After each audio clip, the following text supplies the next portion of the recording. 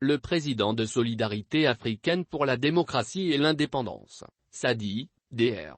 Oumar Mariko et ses camarades de parti, Mohamed Aga Keratan, Babarou Bokoum, Mariam Diawara, Dora Sheikh Diarra, ont tenu, hier, jeudi 28 octobre 2021, une conférence de presse, au siège de leur parti, sur la situation socio-politique du pays.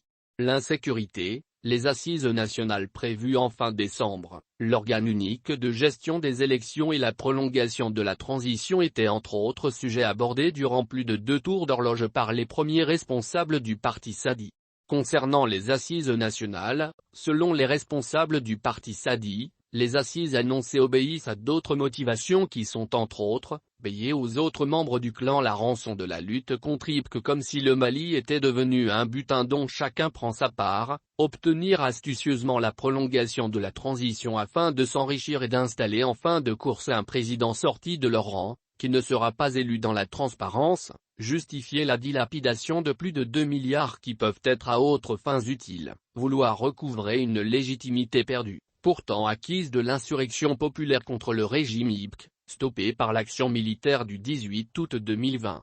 Ces assises dites de refondation sont budgétivores et ne sont donc ni plus ni moins qu'un prétexte pour le Premier ministre de contenter le reste du clan et un alibi pour prolonger la durée de la transition, expliquent les responsables du Sadi. Pour les responsables du Sadi, l'organe unique de gestion des élections montre à suffisance que les autorités actuelles veulent avoir le contrôle du processus électoral. Sinon pourquoi l'administration actuelle supposée neutre ne peut pas être retenue pour organiser ces élections? Comment comprendre qu'un régime neutre ne peut s'accommoder avec l'administration qui demeurera quand la transition prendra fin? Il s'agit, ni plus ni moins, pour Assimi et Kshogel de choisir leur homme plutôt que de respecter la volonté du peuple, s'interroge Dr Oumar Mariko et ses camarades. Ils ajouteront que la création d'une nouvelle structure pour les élections, n'est pas une condition pour mettre fin à la fraude électorale et la corruption politique. Ce n'est pas en changeant son nom que le voleur devient policier. Les différentes élections ont permis aux Maliens de juger les outils et les différents organes de la désélection. Aujourd'hui les lacunes et les limites sont connues. Il s'agit d'élaborer un fichier électoral fiable avec tous les Maliens qui ont atteint l'âge de voter, de munir tous ceux qui sont sur la liste électorale des documents administratifs qu'il faut pour voter. En plus de sa mission de supervision, la CENI doit être aussi une structure de contrôle.